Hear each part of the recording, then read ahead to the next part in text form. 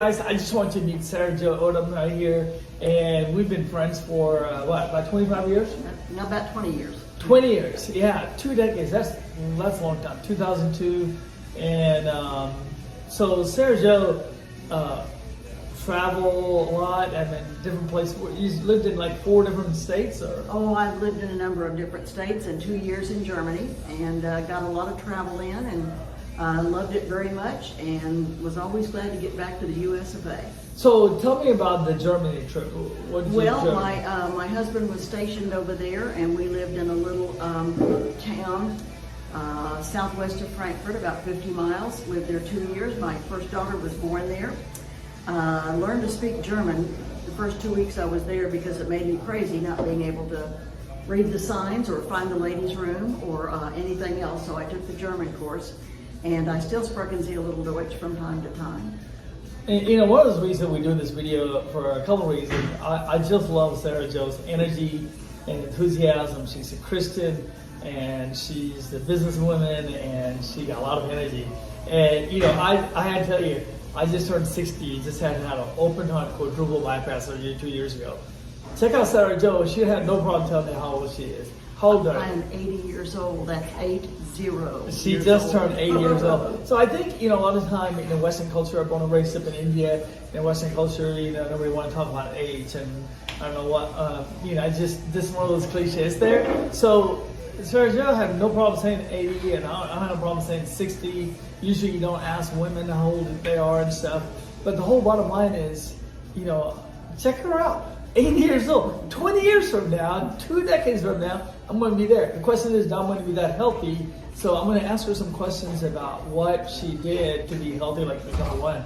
Number two is what she did in her life. So she said she went to Germany, right?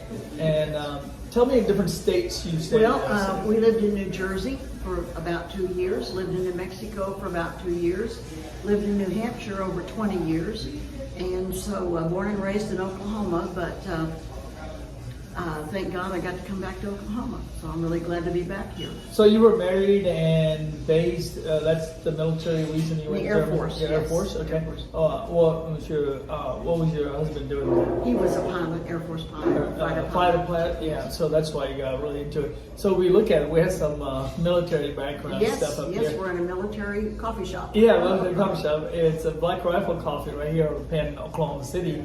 All right, so then what kind of work you did? I know you mentioned you wrote a book. What kind of book you wrote? I wrote a book about how, it's called Keep Insurance Settlement Simple, what lawyers don't want you to know. I was an insurance investigator for a bunch of years, and this is a book telling you how to handle your own insurance claim without getting a lawyer.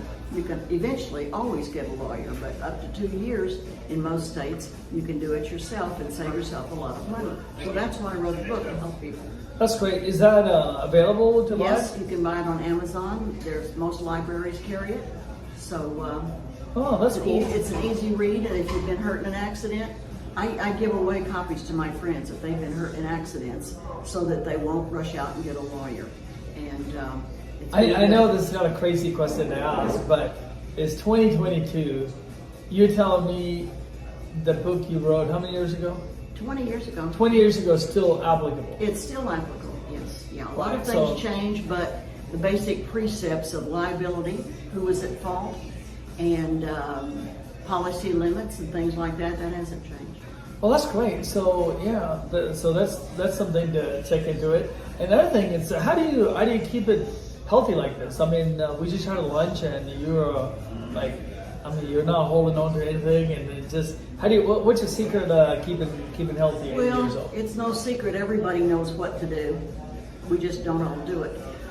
When I was 40 years old, I decided I better start exercising every day. I had coached cheerleaders and done a lot of exercise, coaching those cheerleaders and running after 3 children, but I decided I needed a program of regular exercise every single day. You know, they tell you to take a couple of days off. I don't really take a couple of days off. I do something every single day. And I said I eat really healthy about 90% of the time, and the other 10% I eat like a 13-year-old boy. So you drink a lot of water? Oh, drink tons of water. I have a dry throat. and so I'm thirsty all the time. Not really thirsty, I have a dry throat, but I have no problem drinking the 64 or 100 ounces of water a day. Yeah. I have water with me all the time. That's great. So you would have to give the credit to your consistency working out, eating the right thing. Absolutely. Like that. Having a mindset. And, you know, again, having a positive mental attitude. I think that's got a lot to do with good health and long life is having a positive mental attitude. Being a negaholic just drags you down every day. She's the alcoholic, the negative. Yes, it's like an alcoholic, only you're addicted to negativity. Wow, And, that's interesting. Yeah. Yeah, kind of like just drink the negativity, right? Yeah. Wow, Not that's me, interesting. not me. So I think, so when you were 40 and 50 and 60 years old, you were visualizing where you're going to be today, 80 years old. You're thinking, hey, I want to be healthy.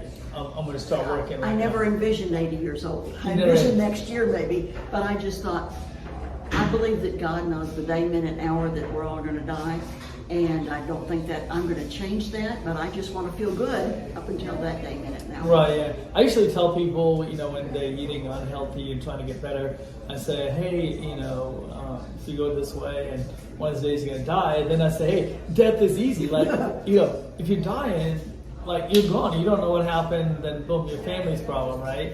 And, but if you live, have a stroke or different kind of stuff, or just, there's so many people live, if you're watching this and you're living in huge pain, you know, we're sorry and we're praying for you, and that's the thing. If you have the ability to stop right now, start eating right, exercising, drinking a lot of water. You know, there's just so many. In 2022, there's so many apps, so many stuff. Absolutely. There's a couple of apps I'm using. You can even scan something; it will give you all the micronutrients and everything else in there. And so yeah, so it's great to talk to somebody 80 years old and still selling real estate, still involved in communities, and